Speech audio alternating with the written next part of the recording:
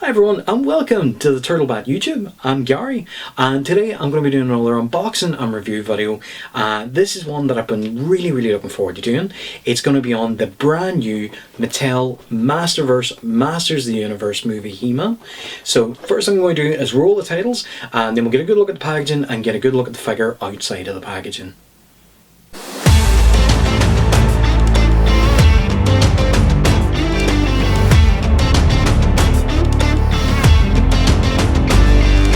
And so now let's take a look at the figure in the packaging here.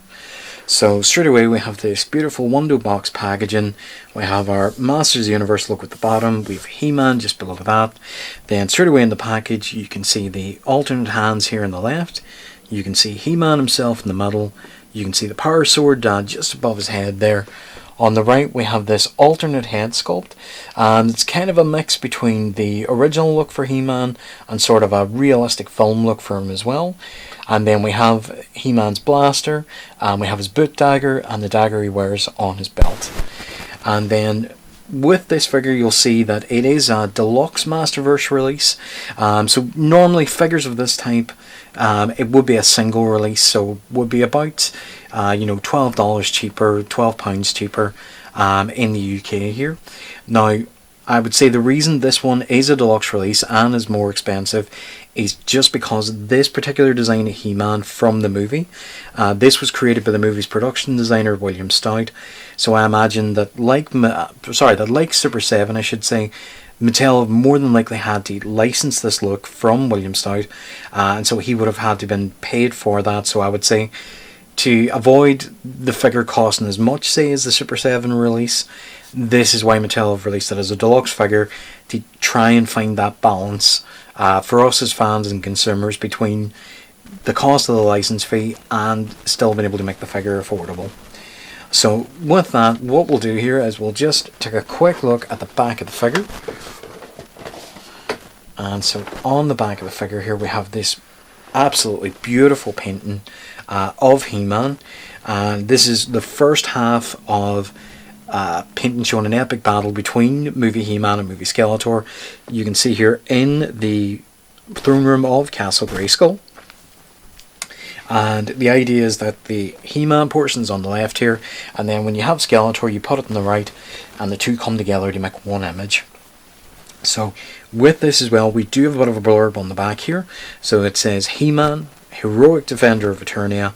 Then it says the evil Skeletor captured Sorceress and claimed Castle Grayskull as his own, and there's only one hero in Eternia who can save her, He-Man, the most powerful man in the universe. His quest leads him across time and space to a strange planet called Earth. Even in this new world, He-Man embodies the power of Grayskull and proves he is the true master of the universe. So that's a bit of an epic call out there, a bit of an epic blurb for him. And then down the bottom we have Mattel's logo here with their empowering the next generation through play. And then we have our figure call outs for the rest of the wave, the cross sell. So we have movie Skeletor, we have Revelation Evil Lynn, we have Princess Power Frosta, we have Revelation Roboto, and New Eternia Stratos. So with that, we'll just turn the figure back around here. Now I do apologise, there is a design here on the other side. Now I don't quite have enough room here to show it to you properly on the camera. So what we'll do is to get the focus a little bit better, excuse my hands. So this is another beautiful painting of movie He-Man, and you can see just behind him here we have movie Grayskull as well. So this is just on the left side of the box.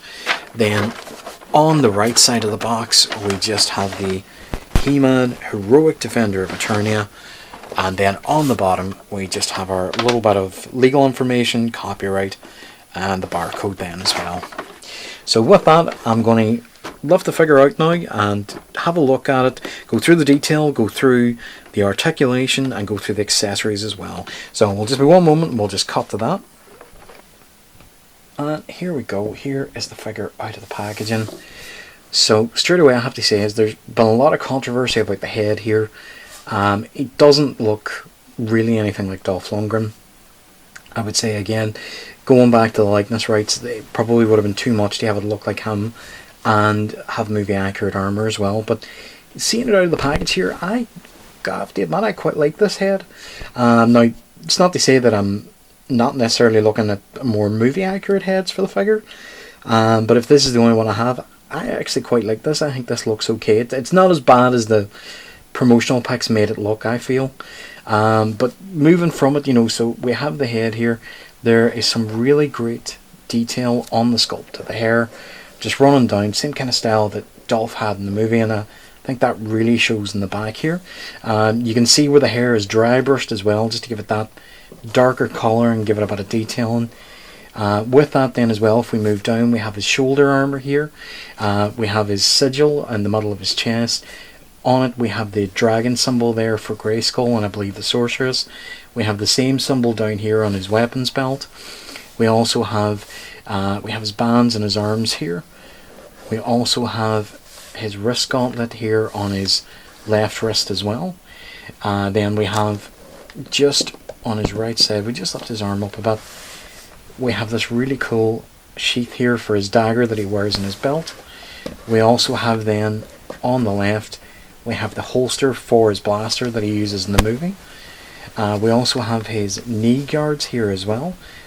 Just get him standing here, I'll just move my hands out of the way because he's in danger of falling over here. So where do we just fix him a bit? There we go. So we also have his knee guards here. We also have his knife sheath here for his boot, just here on the right hand side. We also have all the detail on the straps around his legs as well as his boots here. And then if we turn him around, we have this wonderful soft goods cape as well. Now it is a bit of a light material, could very easily be tore. It's also see-through, as you can see here. From memory in the movie, it was more of a deeper red, and it wasn't see-through, it was a solid colour, but it doesn't ruin the figure for me. And then we have this gold embroidery along the bottom as well, which looks great. And then a detail that I never knew, but I thought was really fascinating. So I knew about the sheath on his back for the power sword. Did not realise that we had this little sheath down the bottom of it here as well, and that the edge of the sword actually goes in. So for me, I thought that was pretty cool. Because one thing you'll find with movies is anyone that has a sword in their back with a sheath that's just like one they would wear at their hip, very few, if any, people can actually draw that sword. They actually need a sheath like this, where the sword is partially open so they can actually have a bit of clearance to lift it out and get it over their back. It's a little known fact that obviously movie magic they don't often show. They just make it look like a full sheath, someone can just pull the sword out. So yeah, with that, this is straight away with the sculpt and the details here. This is just a beautiful looking figure. Mattel have done a great job on the sculpt here. On the sculpt here, I should say, not the sculpt. I really love it. I think it looks amazing. I love the movie, and this is exactly what I wanted. This looks very, very cool to me. So, taking a look at the sculpt now. Now that that's out of the way, the next thing I'm going to do is take a look at the articulation. So we'll just go ahead and cut to that.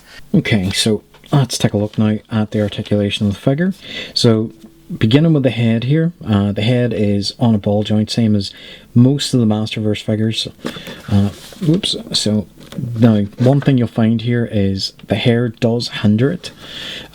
So can't go back very far, but can tilt forward. Can look had forgot there. Can look right, can look left, but again the hair does hinder it, so just something to be mindful of. And then moving down here at the torso, we have a dumbbell here at the torso, so the top of the torso can rock back and forth. Now it is hindered by the straps a little bit, but it can, oops, if we just hold this bottom torso, it can slightly turn, but it's mainly forwards and backwards. Then we have a swivel at the waist here, so there's no restriction on the movement there at the waist. With the arms, there is a hinge here at the arms. There's no butterfly joint is what I meant to say. So arms hinge up. They are stopped about by the pauldron here. Now it's only a little bit, and then come back down, so you can lift them up, and you see it does give way a bit. Turn it around back way as well. Now be careful because you don't want to damage this. And again, just a little hinge out, hinge in. Then we have a swivel at the bicep here. So just left and right there for the bicep. And then moving down, we have double joint here at the elbow. So you can just move the cape out of the way. You can just see the double joint there. So we just bend this up. There we go. So double joint, oops, double joint there. And then the wrist is on a hinge with a peg, so you can turn that around. And then on the right hand here, if we just turn this back around, the hinge does allow you to hinge down and hinge up. So although I don't have it myself, very similar to the 40th anniversary He-Man. And then same articulation on the left side. The only difference is in the wrist here. So with the hinge on this wrist, it hinges backwards and forwards. So backwards and forwards. That's the only difference with that particular hand, that open hand there. And then moving down on the legs here, we have a thigh swivel here, just right at the top of the leg. So just left, right, and back again. I just realised actually that's right and left. I just get my directions mixed up. Same with the left leg as well. So just swivels right, or sorry, swivels left, right. No, it was right the first time. Then we have a double knee joint, just here at the knees on both sides as well. So if we just go ahead and bend that, so this might take a little bit of work. There we go, so double knee joint. That's the same on both sides. And then we do have a boot cut swivel just here as well. So left, right, and then finally we just lift him up. There is a hinge here at the boot, so you can hinge down, hinge down and hinge up. Now this is a bit tight. You can hinge up there. There is a swivel, so well, actually this is a rocker, so it's not a swivel, my apologies. So there is just the rocker ankle there.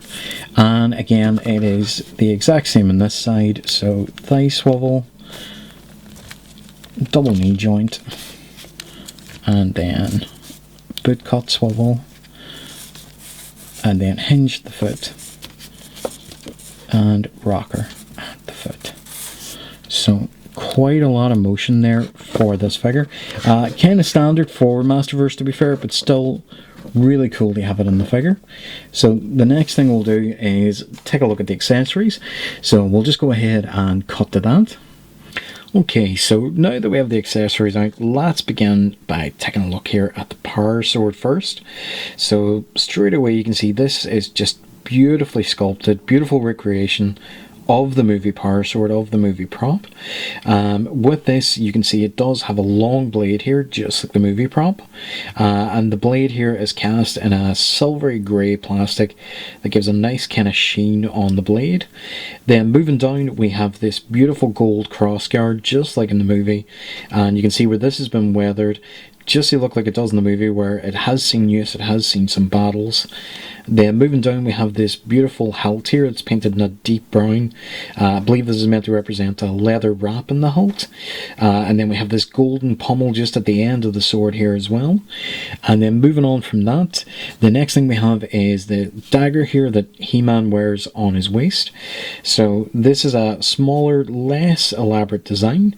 This is painted, or not painted rather, this is molded in the same silver grey plastic as the power sword. Then we just have kind of a basic golden brownish hilt here, a little golden pommel on the end, little cross guard here on it as well. So that is the smallest of the daggers he uses, as we have this second dagger here, which is much longer. This is the dagger that he wears in his boot. This is much closer in design to the power sword. So again, you can see the blade is molded in that same silvery grey plastic. The crossguard here with this beautiful golden crossguard, very similar to the one on the power sword, like a smaller version of that. We then have this golden hilt here, and a small circular golden pommel there at the bottom as well. And then the other weapon that He-Man uses throughout the movie is his blaster. So this is molded in a solid black plastic. The sculpt is detailed just to give it that look of the blaster from the movie. It looks great for it, just with that really retro sci-fi kind of design. So that looks really good. I do love that. Then we have some alternate hands. So the first one here is an alternate left hand. This is a gripping hand. It's in the standard C grip shape there. So we just twist that round just to show you. So that's handy if you want to have him gripping something in his left hand there. And then with this you have the hinge and the peg as well there. So with the peg on the hinge, it can just hinge backwards, hinge forwards. Now it is a little bit stiff, so you do have to be a bit careful, and just the normal motion there for that. Then we have an alternate right hand for the figure as well. This is in a closed fist, so just if you want to have He-Man in that pose as well, this is quite good for that. So we just flip that over. You can just see him there just with that closed fist. And again, this is on a peg with a hinge as well, so it just hinges backwards, hinges forward. And then finally, the last of the accessories that you get with the figure, we have this really interesting alternate head. So this is designed to look like the vintage figures. You have that nice little sort of half smile there. And with the hair you have this great detailing as well, same as the main figure, just really brings out the colour, really brings out the detail in the sculpt. So that's really great to have, that's really handy if you'd rather display your movie figure just with the alternate head, make him look more like a vintage He-Man.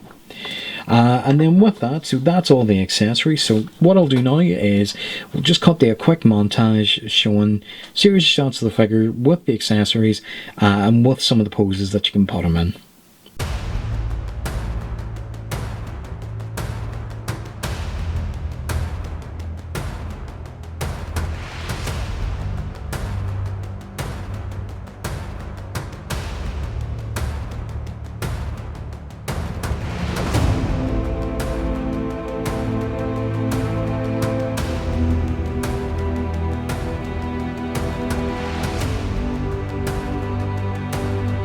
Okay, so just to give my final thoughts and final review on the figure here. So overall, I really love this figure. I think Mattel's done a great job. I think it's a great addition to the Masterverse lineup. I think it's a great version of the Masters Universe movie He-Man, played by Dolph Lundgren. Just to get it out of the way, I know a lot of people still have problems with the head. As I said at the start of the video, personally, I don't mind it. I think it actually looks okay. The more I see it out of the box, the more I like it. Would I have liked the Dolph Lundgren head?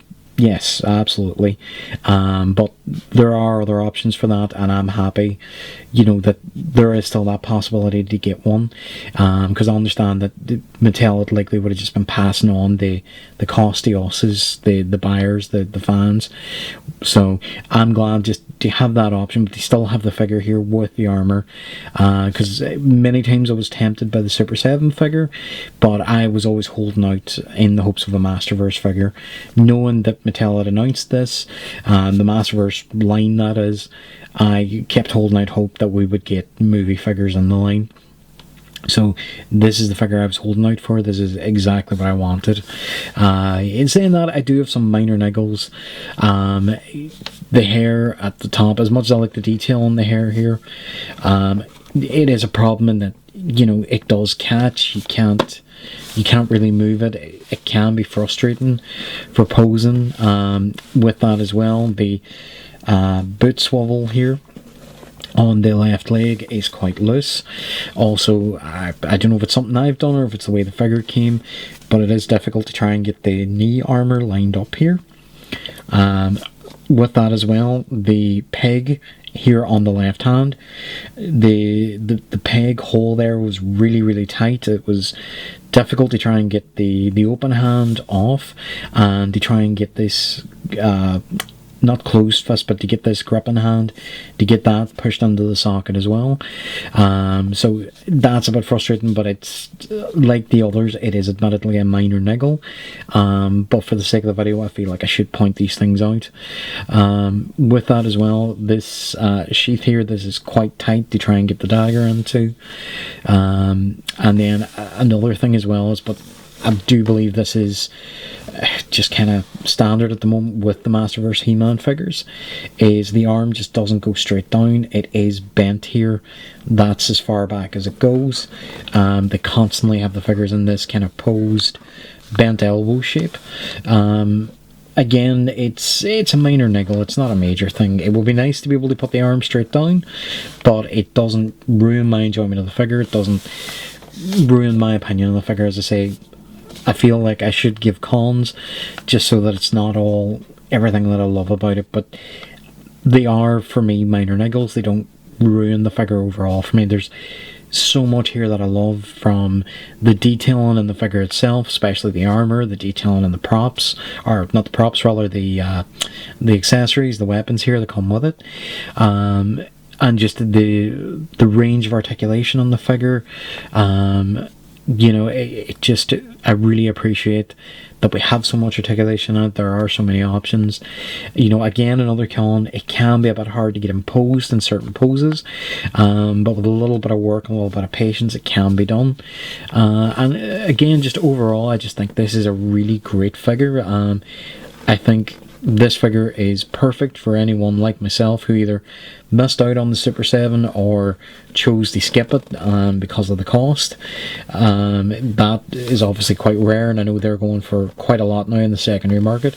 So this figure, I believe as well, will, if not go the same way as Super 7, I do believe this is going to become a very desirable figure in years to come. It's going to become a very hard to get figure, just because if you missed out in the Super 7, this is the next logical one to go for, especially with the different companies now offering alternate heads for the figure as well.